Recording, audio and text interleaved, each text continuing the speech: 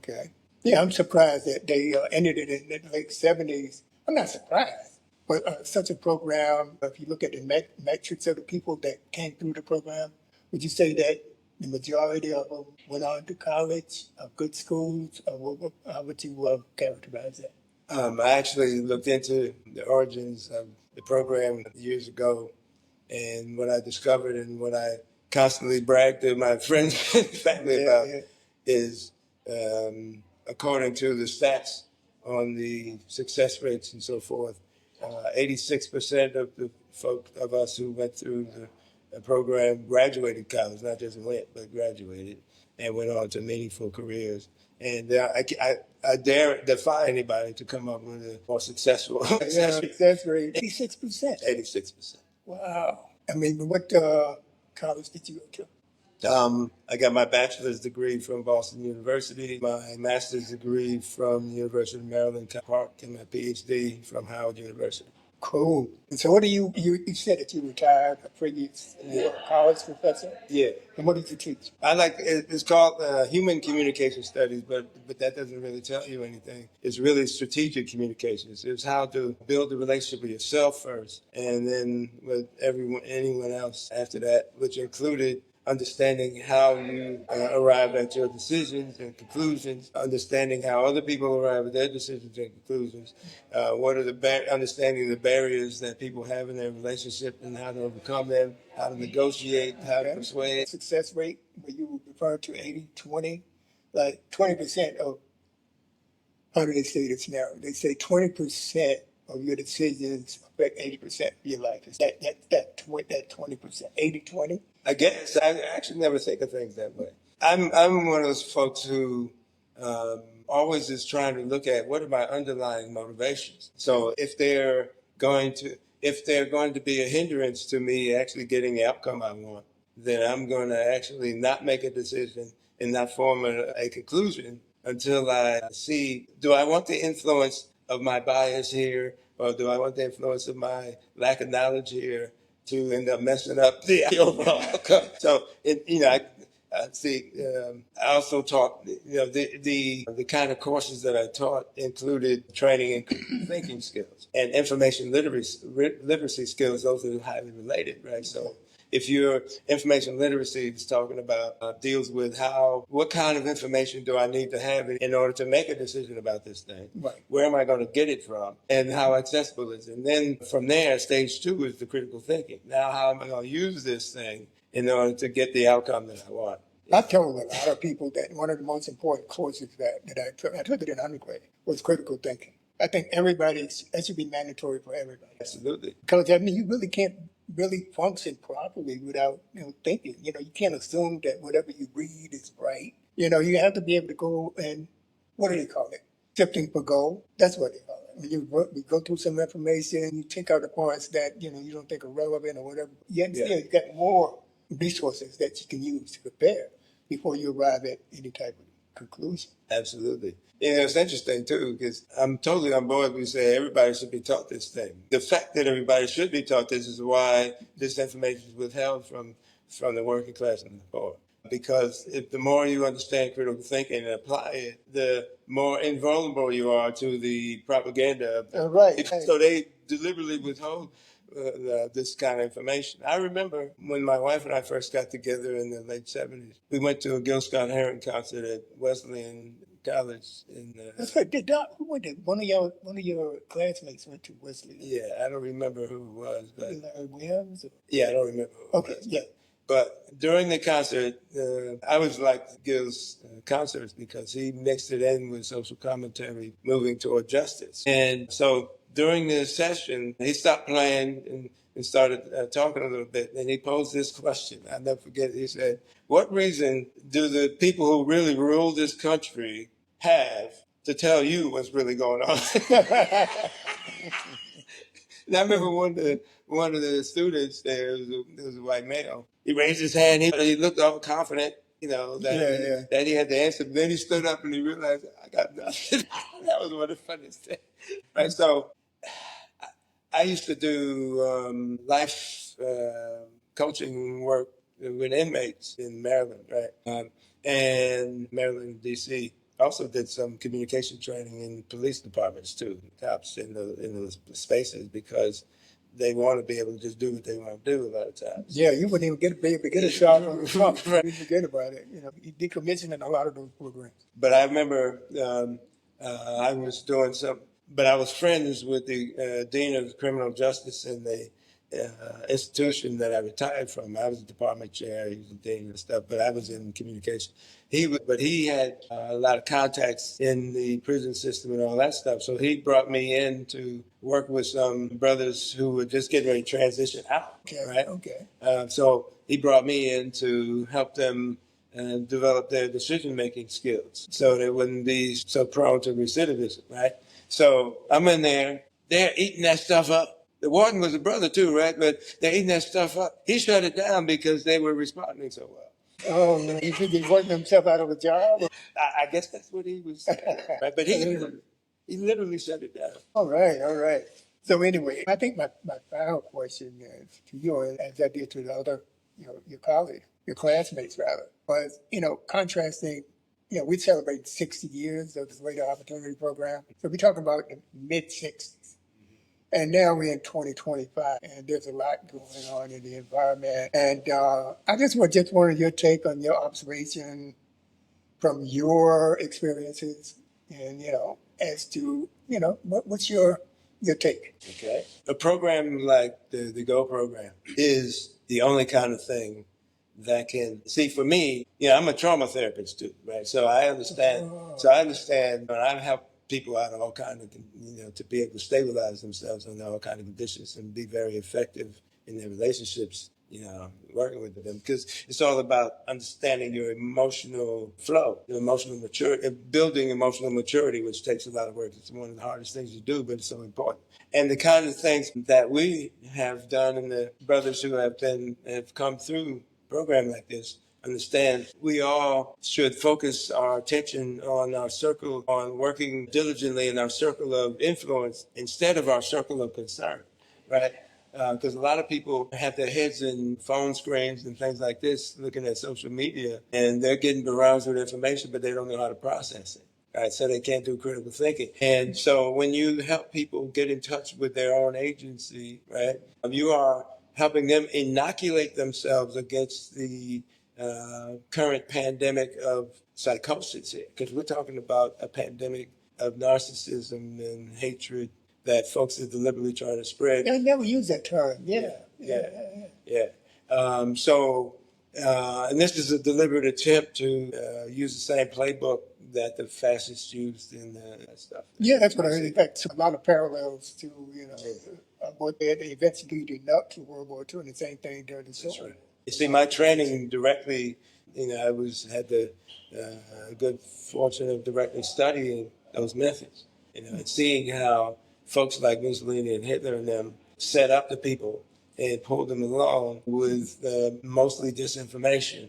So I'm looking at this in real time, and I'm seeing exactly. You're seeing the same I'm seeing exactly the same thing. Well, people like Stephen Miller, Steve Bannon, Stephen Miller's expertise is in the methods used to destroy his own ancestors, because he hates his own. Jewish? He's Jewish. Yeah. Oh. So, right. So he has self-hatred going on. So I'm looking at this stuff, and I have a group of mentees who are millennials, and they're in leadership positions. So I talk to them all the time about people coming at you this way, because they're black folks, and see people. I remember watching the Malcolm X interview, and he was on TV, and the guys were coming at him and all this stuff, and they were saying, "Well, some of y'all are doing well." He said, "But let me tell you something. I'm going to give you a riddle here. What do your folks usually call a black man with a PhD?" And they said, "I don't know what." He said, "Nigga."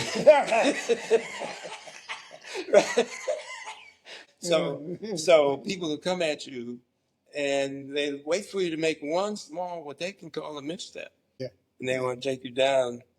So we have to understand they take you down if you get bent out of shape and you lose your cool. But if you stay strategic and don't get pulled into their baiting, Now all of a sudden you destroy the whole case. And then you become so emotional too. You get angry and all this kind That's of right. stuff. So that's just a lack of control. That's right. But there's another term for that. What would you call that? If right now, I can say today, all right, it's June 14th, 2025, and there's a big military parade today. I mean, Yeah. I'm getting texts from people that are getting scared and nervous. Yeah.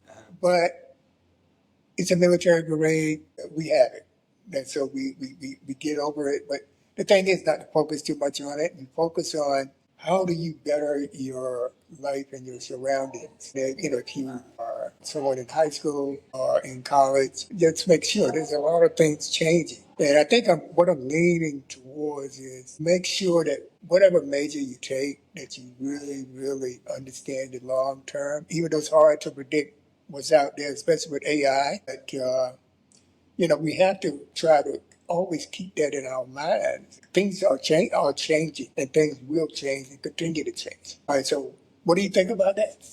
If somebody asked me, well, what did Walter just say? I would say, and what do you think? What he said, number one. But it's true. And one thing I used to always share with my students, and I got it from one of my brothers-in-law, who's an iconic educator in Western Pennsylvania. He told me when I was making the jump, because I worked in the television industry, different roles in different forms of communication strategies and all that stuff. So I was going to use my experience as a college educator, and he told me to prepare me. He said, never forget, the students don't care how much you know unless they know how much you care. That's a good one. That's so important. Yeah.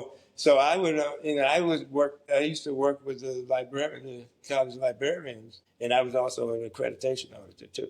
So I used to work with college librarians to formulate critical thinking training processes. One of the things we always emphasized was don't pick a major because it sounds good and somebody told you can make a lot of money. Pick a major that corresponds to the kinds of things you want to be doing all day, kinds of things you're interested in, kinds of things you can sink your teeth into and get into it with your whole chest, right? Because if you're doing that, you're half the time you don't even feel like you're working, right? But you're making money from doing something you love to do anyway, right? Well, that's what I try to drill into my kids. Well, not my grandkids now, Yeah. but I drilled it into my kids. Do something that you enjoy doing and get paid for it. That's right. So when you're doing that, now you're not going to lose motivation. It's a lot of the people who go to college can't tell what they want to do because they haven't looked inside themselves and really see what makes their heart sing, right? So look at that first, because if you do that, now you can invest your whole self into going above and beyond when somebody needs your help from your expertise, right? You can see that they need your assistance, and now you can listen to them and really help them in the way that they need. So when you're doing that, your life, you're not getting stressed out. Your life feels good to you, and you're not tied down to the money. A lot of folks end up in these high-paid jobs, but they hate what they do. Yeah, I've been there. And they're in prison. You feel like you're in prison, right? Because if you go to something else and you're starting from scratch, it'll be hard to find something that'll provide you with the same amount of resources, right? Right. So that's stressful. I went through that too, right? So I didn't, in fact, I came from a single parent household with my mom, and we were on welfare until I was 16. When my mom did eventually die, my inheritance was $1,500. That was just from insurance policy, right? Well, you didn't have to use that for the fuel. Right. Yeah. Yeah, and that wasn't even enough. Yeah, that's what I'm saying. Yeah, I understand. So when you got to do it yourself, like you were saying earlier. All righty. All right, Timothy. Yeah. So, in closing, what would you say to like I said, I think I may have mentioned this earlier because I'm getting a little confused because I got one, back to back. Yeah. And I may have asked this question earlier to you, but I'm going to ask you again. Okay. Is that what should our young people be focused on now in terms of the environment that they're in and where they want to go, where do they see themselves, okay? But what would you talk about that a little bit? Because this is for the young folks too, primarily. But the older people From what I understand, he passed it down. Okay. I do a lot of work with young folks on this particular issue. That's what most of my guidance for my mentees is about. So understand that here's a very important thing. This is not just for young people, it's for older people too, because older people don't know this either. As human beings, we don't act on what we think. We act on what we feel. It's kind of like what Maya Angelou said when she said, people tend not to remember what you say, but they remember how you made them feel. Oh, yes. Okay. See, your action is derived from whether you feel emotionally resonant with the thing and connected to the thing in a positive way or a negative way. So if you feel connected in a positive way, you're motivated to engage with it. If you feel connected in a negative way, you're motivated to run from it or to destroy it. So young people need to realize you can't run away from the discomfort of dealing with the cognitive dissonance, the feelings that are contradictory inside yourself. You've got to go deeper into the rabbit hole. That's what the Matrix was really about, right? So you want to go deeper inside the rabbit hole to find out so you can reconcile those feelings. Don't run from it. A lot of young people have been trained and gaslit to believe they can ignore the feelings or run from them. So they don't develop any wisdom and they don't develop skill in working through conflict. And young people need to really go down inside themselves and really always try to take responsibility. What am I contributing to the dynamic that's happening here? Now, take responsibility for that part. And also be able to tell, what am I responsible for, what are they responsible for, and be honest with self about that. That's the place to start, because when you start there, now you get to see, am I resisting learning new things? Am I resisting accepting other people as they are and all that kind of stuff? Because people love to claim that they're open-minded. Until the time comes where they have to. Yes, that's right. One last thing. So when I used to have to teach the process of human perception within ourselves. There's 3 stages: selection, organization of the stimuli that you brought into yourself, and interpretation, which is putting it together using hopefully critical thinking and drawing a conclusion based on your hopefully sound thinking. You only select to pay attention to something if you're motivated emotionally by, let's say you have to work on a project and you need that kind of information, right? Or you're familiar with it, so you always gravitate toward seeing the thing that way. Yeah. And so here's the thing I wanted to end with.